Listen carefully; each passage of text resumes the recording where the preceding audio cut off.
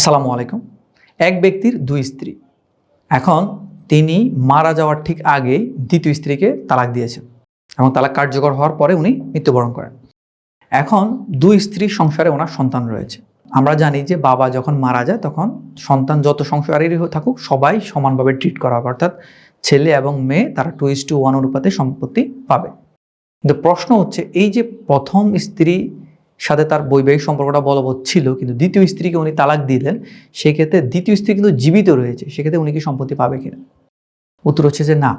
উনি যেহেতু যখন মারা যাচ্ছেন তখন ওনার সাথে অলরেডি ওনার দ্বিতীয় স্ত্রীর সাথে সম্পর্ক নেই, বৈবাহিক সম্পর্ক নেই, বিচ্ছিন্ন করেছেন।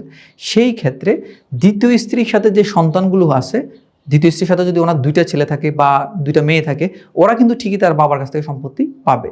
কিন্তু ওই ভদ্র মহিলা তার স্বামীর কাছ থেকে, আমরা যেটা জানি যে সন্তান থাকলে 8/1 সন্তান না থাকলে 4/1, যে অংশটুকু সেটা উনি পাবেন না। এটা পাবে কে? প্রথম স্ত্রী। যদি ওনাদের মধ্যে তালাক না হতো, সেই ক্ষেত্রে দুই স্ত্রী মিলে 8/1 সম্পত্তিটা সমান 2 ভাগে ভাগ করে নিতে পারতেন।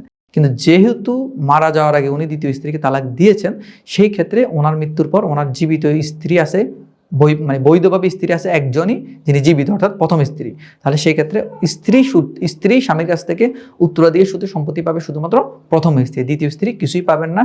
কেননা ওই মুহূর্তে উনি আসলে আর আইনত স্ত্রী নেই, তখন উনি আসলে ওনার সাবেক স্ত্রী। ওকে। কিন্তু এই দ্বিতীয় স্ত্রী বা যাকে আমরা সাবেক স্ত্রী বলতেছি, ওনার সন্তানরা সম্পত্তি পেতে কোনো বাধা নেই। এটা অনেক সময় গ্রাম অঞ্চলে বলে যে তোমার মাকে তো তালাক দেওয়া হয়েছে, সেক্ষেত্রে তোমরা সম্পত্তি পাবা না। এটা কিন্তু কখনো কার্যকর হবে না, কারণ স্বামী স্ত্রীর মধ্যে বিবাহ বিচ্ছেদ হয়, সন্তান আর বাবার সাথে বা সন্তান আর মায়ের সাথে কখনো বিচ্ছেদ হয় না। আশা করি বুঝতে পেরেছেন। ধন্যবাদ। আসসালামু আলাইকুম।